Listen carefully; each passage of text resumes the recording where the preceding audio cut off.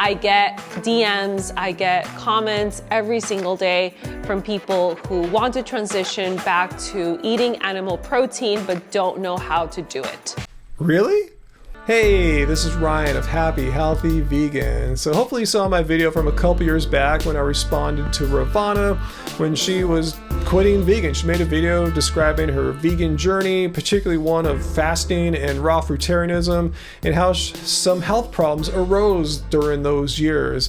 And now she's making a new video to help people, she says, that are writing her that want to know how to transition from eating plants to eating animals again. Anyway, before we get into that, I want to make something perfectly clear here, is that anytime when I respond to a video from about a vegan who quit because of health issues, I inevitably get hate mail from anti-vegans saying something like, hey, you don't care about people's health, you just want people to stay brainwashed in your cult. And nothing could be further from the truth. So please watch this entire video before making such a stupid comment, please. Anyway, let's get back into it here. Let's check out Rawvana's summary of her vegan experience.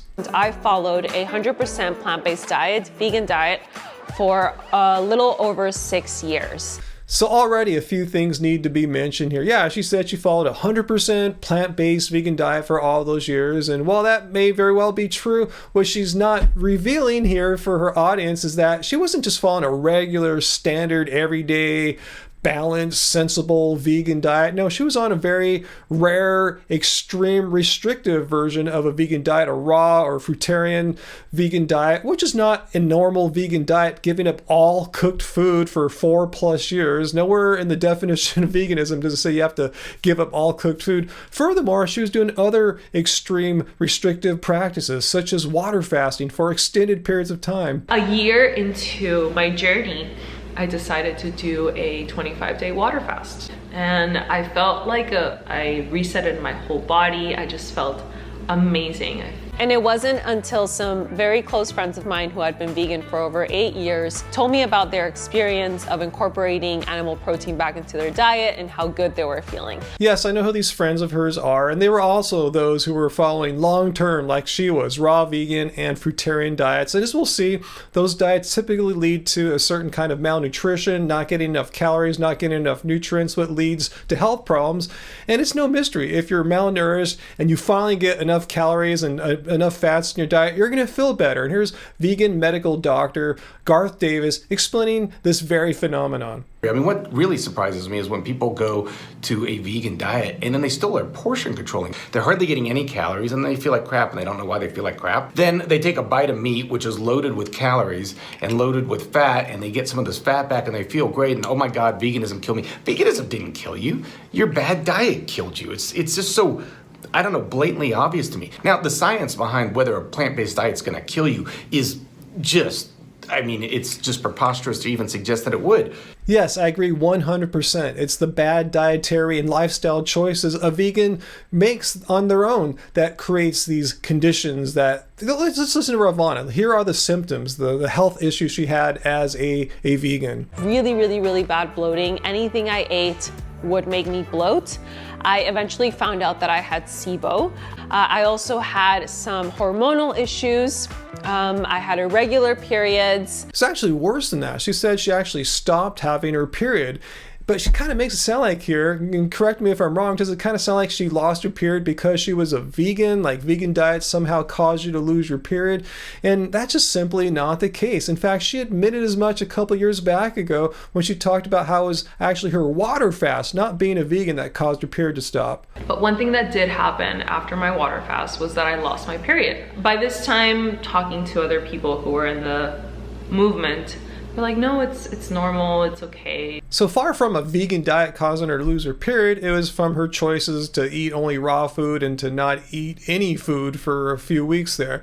And she said her fellow friends in the movement, she's talking about fellow raw foodists, said it was normal, don't worry about it. Well, they are right, it is normal for raw foodists to lose their period actually. Here's Professor Richard Wrangham, a Harvard primatologist, describing some studies that were done on raw foodists, and it's not that good. It's very difficult to find evidence of people being able to thrive on raw food. On the right-hand side, what you see is data for raw foodists with the best data being these ones, a study of 572 German raw foodists. And as they increased their intake of raw food, so their body mass index, shown on this axis, declined. And all of the raw foodists have got a low body mass index compared to those eating their food cooked. So some of you may be saying, okay, if you eat just raw food, you'll be thinner than people who eat cooked food. So what? Well, there are problems from being too thin, from not getting enough calories, not enough nutrition, one of which is you can lose your period. And every animal that we know of, other than humans, eats their food raw and they produce babies. What about humans? Here are the data from that German study. What we see is that as the amount of food eaten raw increases up to 100%, 50% of women by that point are amenorrheic. Their menstrual cycles have closed down altogether.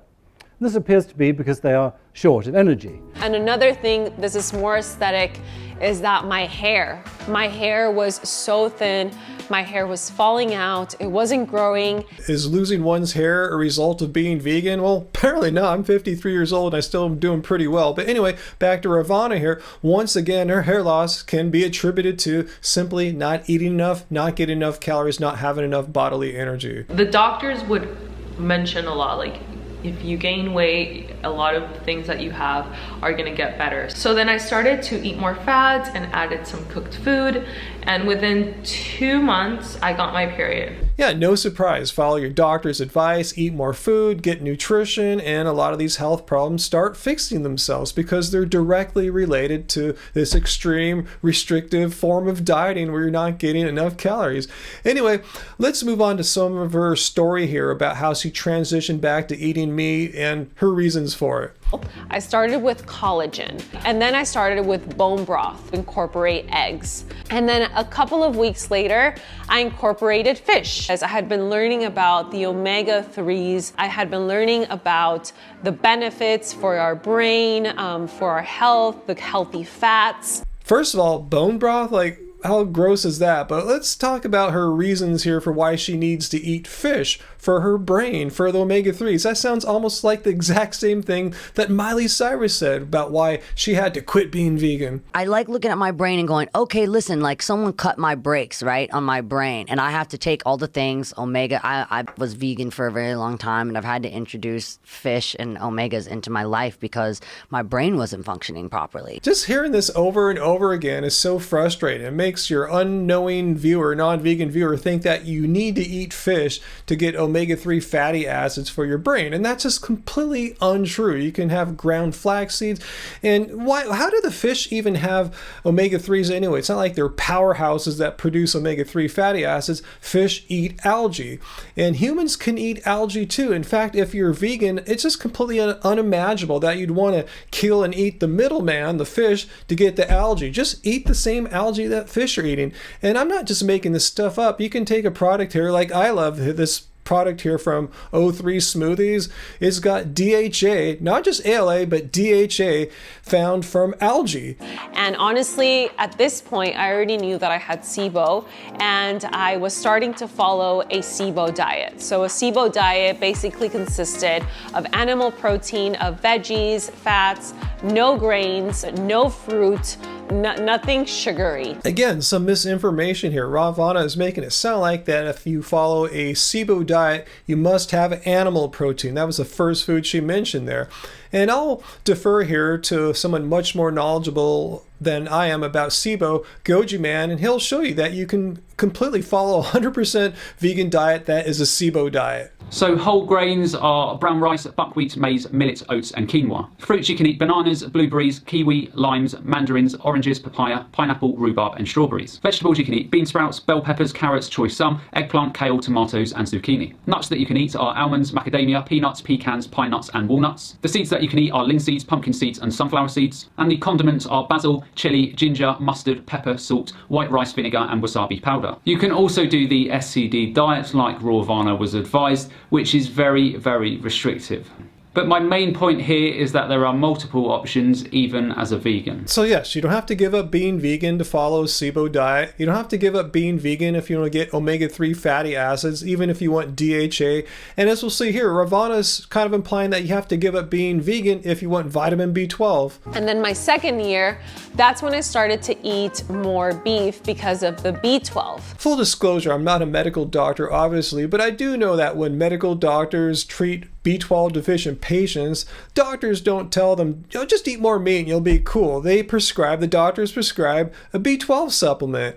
And Rawvana knows very well that there are plant-based, completely vegan sources of B12 that are extremely effective. This notion, she wanted to eat meat because it has B12, well, you also probably knew, Rawvana, that a lot of livestock are supplemented with B12. So again, why kill and eat the middleman when you just could eat what they're eating? In this case, take a B12 supplement. I don't really have a specific diet. I eat intuitively, but I do try to eat protein in every single meal because I've just felt really, really good. All right, first of all, can someone please tell me what this idea of intuitive eating is? Is it some new trendy thing that I'm not aware of? It just sounds like, I intuit I should eat a dead cow at this meal to get the vitamin B12. I don't know. Please explain down below. Maybe it is something. But yeah, she's saying that she likes to have protein now at every meal because it makes her feel better. Well, she knows darn well that all plants have protein. She's trying to make it sound like to your non-vegans, you only get protein from dead animals. No, all plants have protein, and some plants are absolutely packed with protein. So what she's doing here is just kind of more of the perpetuating of this protein myth that you got to have protein all the time. And I agree, protein's important, but in her case, she needed to get everything, more calories, protein, fats, back when she was under eating as a long-term faster and raw vegan.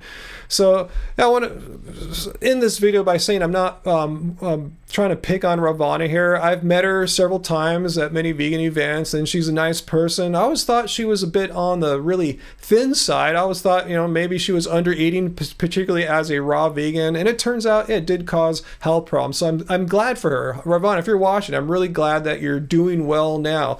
But your tips here for people to go how to transition from vegan to non-vegan, and you're saying now you eat a more balanced diet. Well, you're missing one thing. You went from an extreme restrictive type of vegan diet. How come you couldn't transition to a non-restrictive vegan diet? How we eat just a balanced, sensible diet that does have cooked food and fruits and vegetables, and give that a shot for the long term. What I'm saying is here, again, I'm not a medical doctor or a nutritionist, but I strongly suspect that if you've been eating the way that Angie and I eat here, like it's from the Happy Healthy Vegan Cookbook, if you've been eating like that long term for 2 years, like you have now on your animal meat diet, you'd be feeling good too. So I hope one day you'll give it a shot and come back to it and realize that you don't need to eat dead animals to get your nutrients and vitamins and all that. You can. This will be my 11th year vegan. Later on, this about 6 months down the road, I'll be vegan 11 years, and I've had no nutrient deficiencies. I get my blood tested every 18 months or so. Everything's going just fine. And I know you think that everyone's different, but I believe we are more different in how we implement vegan diets. A restrictive, extreme diet like what you're following is not going to have the same results long term. It's just somebody eating a balanced, sensible diet. You don't have to believe me. Just listen to the Academy of Nutrition and Dietetics, which says the very same thing, that balanced, well-planned vegan diets are nutritionally adequate for all people in all stages of life. That's all people. So anyway, I hope you can give it a shot, Rawvana. No hard feelings. If you ever want to talk again, hopefully you don't hate me. I'll be more than happy to chat with you sometime. So anyway, guys, leave your questions and comments down below.